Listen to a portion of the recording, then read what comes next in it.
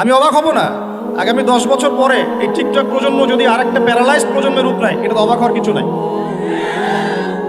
25 বছর আমি চ্যালেঞ্জ করছি আপনাদেরকে, 25 বছর পড়েছেন, আমাকে ছোট ছোট 25টা সূরা শোনাতে পারবেন না। আর 25টা সূরার অর্থ যদি জিজ্ঞাসা করে প্যান্ট গিলা হয়ে যাবে। এই যে ঠিক বলছে আর দাঁত বের করে হাসছে, ভাবখানে এমন আমি এখানে কোনো বক্তব্য করছি। এত কমন সেন্সিন জেনারেশন তৈরি করেছেন, এত কমন সেন্সিন, এত বেয়াদব, এত আদবহীন। আপনি কি সার্টিফিকেট দিয়ে শিক্ষাকে মূল্যায়ন করছেন? যেখানে আল্লাহ এবং তার রাসূলের কথা হয়, সিরিয়াস কথা হয়, সিরিয়াস কথা কেউ হাসির কথা বলে, জিনার আলোচনা হলে দাঁত কেলিয়ে হাসে। এই জেনারেশনের 15 থেকে 20 বছরের ছেলেমেয়েরা এমন কোনো পাপ নাই এখন করে না, এমন কোনো পাপ নাই। মাদক থেকে শুরু করে মেয়ের স্বাদ ভোগ করা পর্যন্ত এভরি সিঙ্গেল থিং তারা তো করে ফেলেছে। আপনারই ছেলে, আপনারই মেয়ে, আমারই ভাই, আমারই বোন।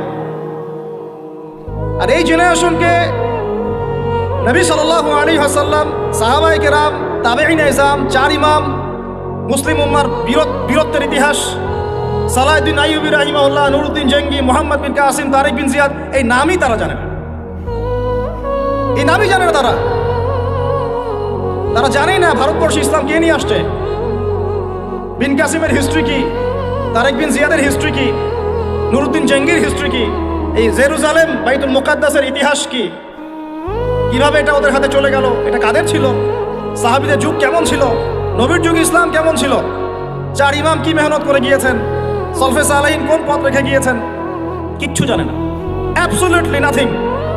বিগত 30 থেকে 40 বছরে আমরা এই জেনারেশনটা তৈরি করেছি। বাট অফকোর্স তারা ক্রিকেটারদের নাম জানে, ফুটবলারদের নাম জানে, গায়ক গায়িকাদের নাম জানে, নায়ক নায়িকাদের নাম জানে। আফসোস, এই জেনারেশনটার জন্য আফসোস। অথচ আমাদেরই ভাই, আমাদেরই বোন। আপনি পৃথিবী থেকে চলে গেলে রব্বির হামহুমা কামা রাব্বায়ানি সগীরা বিশুদ্ধ করে পড়তে পারবে কিনা সন্দেহ আছে। দোয়া করে রব্বির হামহুমা কামা রাব্বায়ানি সাগীরা, একটা বাক্যের মধ্যেই 5টা 6টা ভুল বলে। রব্বির হামহুমা কামা রাব্বায়ানি সাগীরা, এভাবে বলে আপনার ছেলে। ব্যর্থ পিতা আপনি, একজন ব্যর্থ পিতা, একজন ব্যর্থ মা। যে মা, যে পিতা সন্তানকে কোরআন শেখাতে পারলো না, এর চেয়ে হতভাগায় পৃথিবী থেকে। কোরআন আল্লাহ পাক আপনাকে দিয়েছেন শোকেজের মধ্যে তুলে রাখতে। বাবা মারা গেলে 3 দিনের দিন বের করবেন, 40 দিনের দিন বের করবেন, আর বছর কি দিন বের করবেন। ওই দিন হুজুরকে খুঁজবেন, হুজুর আসেন, জানাজা পড়ায় দিয়ে যান। অন্য সময় দাড়ি টুপি পাগড়ি জুব্বা দেখলে ভয় আতঙ্কে বাড়ি ভাড়া পর্যন্ত দেন না। হুজুরকে দরকার হয় কখন? নিজের জানাজার সময়। বাড়ির কেউ মরলে, দোকান উদ্বোধন করবে, তখন জিলাপি আর ফরমার দরকার হয়। আর আমরাও এমন গায়রতহীন হয়ে গেছি, 500-1000 টাকার জন্য আবার জানাজা পড়াতেও যাই। একটা প্যারালাইজড নোংরা প্রজন্ম গড়ে তুলছি আমরা।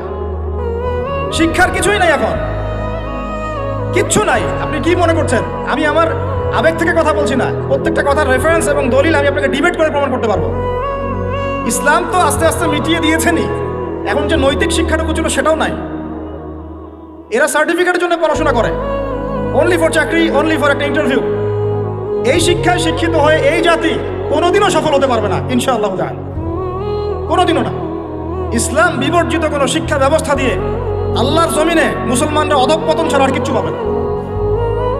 ইসলাম বিবর্জিত কোনো শিক্ষা ব্যবস্থা দিয়ে আল্লাহ পাকের জমিনে মুসলমানরা মার খাওয়া ছাড়া কোনো পথ নাই। মূল কথায় আসেন। মূল কথা হচ্ছে আমরা ইসলামিক ফ্যামিলিতে জন্ম নিয়েছি, কালিমা লা ইলাহা ইল্লাল্লাহ এর অর্থই বুঝি না। আমরা ঈমান ভঙ্গের কারণ জানি না। ঈমান ভঙ্গের 10টা কারণ আছে, এটা আমরা জানি না। আমরা হয়তো অনেকে জানি ওযু ভঙ্গের কারণ কয়টা, কোন কোন কাজ করলে, কোন কোন কথা বললে ঈমান ভঙ্গ হয়ে যায়, এটা আমরা জানি না।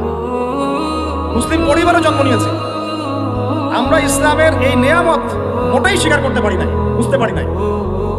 যারা সংগ্রাম করে, সবর করে, রক্ত দিয়ে, জীবন দিয়ে ইসলাম প্রতিষ্ঠা করেছিলেন নবীর যুগে, তারা বুঝতেন ইসলামের স্বাদ কি, তৃপ্তি কি, ইসলামের নূর কি জিনিস। রেডিমেড পেয়েছি ইসলাম, ইসলামের আলিফ পর্যন্ত আমাদের ভিতরে ঢোকে নেই। শিরক কত প্রকার কি কি ম্যাক্সিমাম জানে না, ম্যাক্সিমামই না।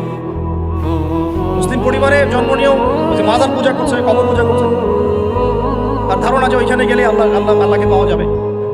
শিরিক কি কেন জানে না। মুসলিম পরিবারে জন্ম নিয়ে বলছে যে এই বিশ্বটা আল্লাহ পাক সৃষ্টি করেন নাই, নাউজুবিল্লাহ, বিগ ব্যাং থেকে সৃষ্টি হয়েছে। কথা কি বুঝতে পারেন? বুঝেন নাই মনে হয়, নাকি আমি ভুল জায়গায় ভুল পাস করতেছি? মুসলিম পরিবারে জন্ম নিয়ে বলছে মহাবিশ্ব বিগ ব্যাং থেকে সৃষ্টি হয়েছে, মানে আল্লাহ সৃষ্টি করেন নাই। বুঝেন বিগ ব্যাং কি জিনিস? আল্লাহ পাক সূরা আম্বিয়াতে বলেছেন, আওয়ালাম ইয়ারাল্লাযীনা কাফারু, কাফেররা কি দেখে না, আন্না সামাওয়াতি ওয়াল আরদ, এই পুরো সাত আকাশ এবং এই জমিন পৃথিবী, কানাতা রাতকান ফাফাতাকনাহুমা, এটা একটা বিন্দুর মধ্যে ছিল, সাত আকাশ এবং জমিন এক বিন্দুর মধ্যে ছিল, ফাফাতাকনাহুমা, আমি আল্লাহ এটাকে বিস্ফোরিত করে আলাদা করে দিলাম। সুবহানাল্লাহ।